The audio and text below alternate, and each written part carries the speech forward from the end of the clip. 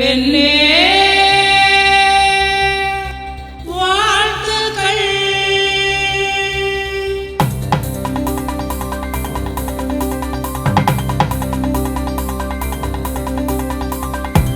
ஒரு துளி உதிரத்தை கூட உருவம் செய்து தாய்மையான பெண்கள் பெண்கள்.